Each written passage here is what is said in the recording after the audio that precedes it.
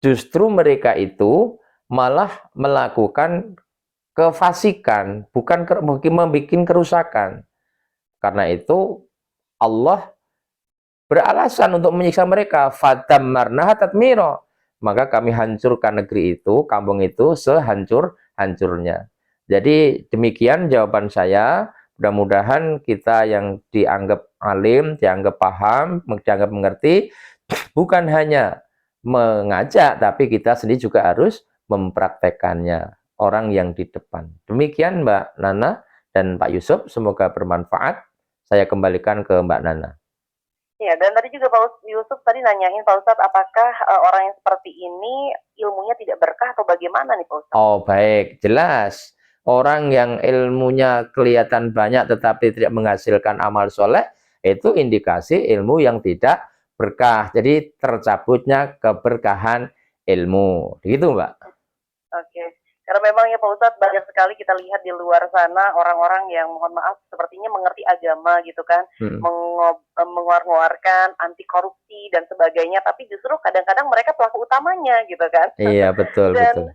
Dan mudah-mudahan ini bisa menjadi pembelajaran untuk kita semua. Baik, kita kembali ke angkat telepon Pak Ustadz. Halo, assalamualaikum RRI. Waalaikumsalam warahmatullahi wabarakatuh. Bagaimana sehat? Iya, alhamdulillah sehat. Silakan Afin. Ya, makasih. Assalamualaikum warahmatullahi wabarakatuh, Pak Ustadz. Waalaikumsalam warahmatullahi wabarakatuh, Mas Apin. Ya, sehat Pak Ustadz ya. Alhamdulillah sehat walafiat. Nah, mudah-mudahan sehat. 15 disambutnya rahmat Allah sepotong. Nah, pertanyaan gini Pak Ustadz, seandainya anak itu punya utang sama orang tuanya, tapi anaknya itu tidak membayar, walaupun katanya hutang itu kan wajib dibayar Pak Ustadz, apalagi orang tua itu nggak ada.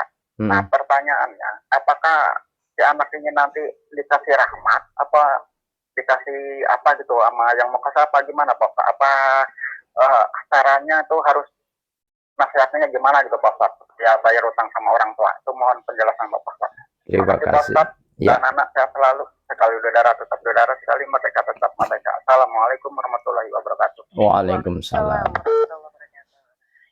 Mungkin langsung ditanggapi Pak Ustadz. Terima kasih Mbak Nana, Mas Apin. Bagaimana nih hukum membayar utang kepada orang tua? Sebelum kita jelaskan, perlu kita sampaikan dulu ya pengertian anak di sini ya. Karena anak itu ada konotasinya anak yang masih berada di bawah tanggung jawab orang tua.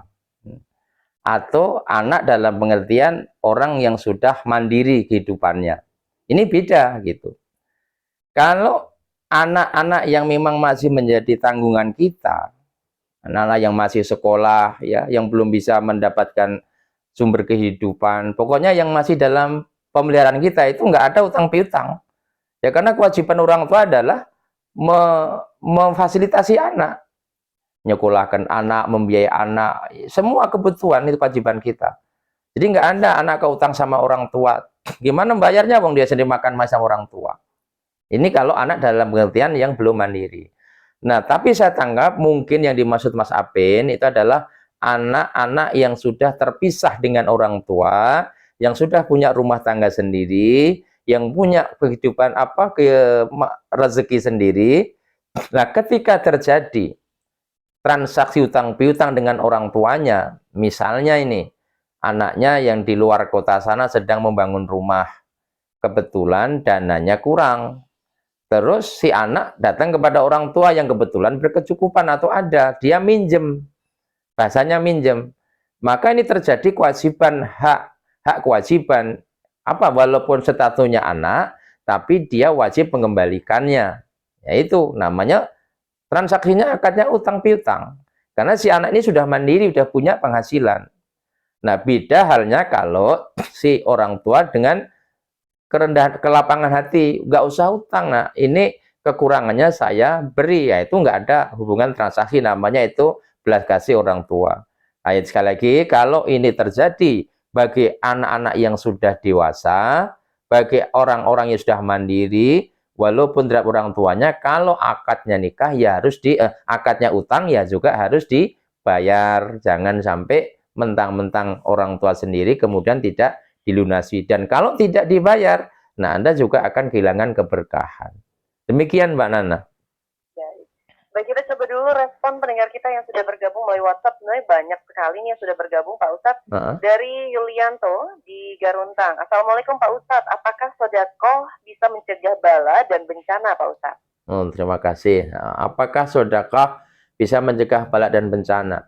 Jawabannya singkat, sangat-sangat bisa. Jadi di antara sekian banyak fungsi sedekah itu ya, di samping sedekah itu tuh menambah rezeki lagi, menyuburkan rezeki, dia juga bisa menjadi asbab seseorang terhindar dari musibah atau bala. Sebaliknya ketika orang enggan bersedekah, sulit berbagi, menahan infak sedekah, itu juga akan mengundang bala. Jadi banyak nanti dalam kajian-kajian tentang hikmah infak dan sedekah, sana akan tergambar betul bahwa salah satu dan sekian fungsi daripada sedekah, infak, termasuk zakat ya, maka Allah akan memberikan keberkahan. Makanya siapa yang menahan zakat, ancamannya apa? Allah akan tahan air hujan. Itu zakat. Bagaimana dengan sedekah? Sama. Nah, jadi kalau kita membiasakan diri sedekah, insya Allah kita juga akan diberikan kesehatan dan dihindarkan dari azab. Demikian, Mbak Nana. Iya, kalau ngomong-ngomong soal sedekah, nggak harus banyak ya sedekah itu Pak Ustadz ya. 10.000 pun kalau misalnya kita ikhlas, udah masuk kategori sedekah nggak nih Pak Ustadz? Terima kasih. Jadi apakah sedekah itu dibatasi? Enggak. Wa mimma razaqnahum yunfikun, dan dari sebagian harta yang kami rezekikan kepadamu, hendaklah kamu sedekahkan. Ini tidak ada batasan nominal sedekah itu. Bahkan Rp2.000 itu bisa menjadi sedekah kalau dilakukan dengan ikhlas karena Allah. Nah, karena itu kita membiasakan diri, Mbak, sedekah pagi misalnya. Bagi bapak-bapak yang ahli ke masjid, sholat jamaah, kalau subuh itu namanya sedekah subuh ya, itu jangan lewatkan walaupun cuma 5.000, bahkan walaupun 2.000, bikin itu sedekah rutin. Jadi nggak usah nunggu kaya dulu, nanti dah pasti Anda akan merasakan bagaimana Allah membalas kebaikan atas diri Anda. Anda akan diberi kesehatan, dimudahkan jalan keluar dalam mendapatkan rezeki, semua masalah akan dibereskan oleh Allah. Kenapa? Pengaruh sedekah. Karena itu bapak-bapak, ibu-ibu, saudara sekalian ya, jangan pernah Anda remehkan uang 2.000, uang 5.000 ketika Anda lakukan untuk sedekah.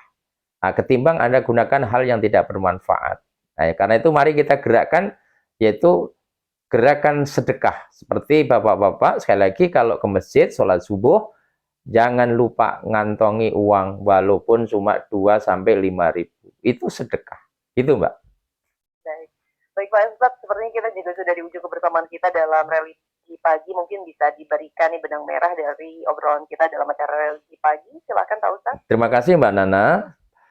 Pendengar setia religi pagi di mana berada, melalui forum kajian kita ini, mari bersama-sama kita berpikir cerdas bahwa betapa pentingnya untuk mendapatkan keberkahan Allah Subhanahu wa taala. Salah satunya adalah dengan cara kita mencari harta. Mudah-mudahan dengan ayat-ayat yang kita kaji, dengan hadis-hadis yang kita sampaikan, akan menjadikan satu pedoman kita tentang bagaimana seorang muslim harus mencari rezeki, harus memakan harta. Semoga Allah Subhanahu wa taala memudahkan urusan kita dan memberkahi segala kehidupan kita, umur kita, rezeki kita, anak-anak kita, istri kita, dan seluruh amal-amal kita. Demikian Mbak Nana, terima kasih. Salam sehat, salam silaturahim. Al-Fakir, mohon maaf bila mana ada kekhilafan. Billahi taufiq wal hidayah. Nasru minallah wa fadhukum qarib wa basyiril mu'minin. Wassalamualaikum warahmatullahi wabarakatuh. Waalaikumsalam warahmatullahi wabarakatuh. Terima kasih Bapak Ustadz Dr. Andes Haji Sutino Sasmito dari Kementerian Agama Provinsi Lampung. Demikian pendengar obrolan kita dalam acara religi pagi dengan topik 15 sebab dicabutnya rahmat bagian kedua.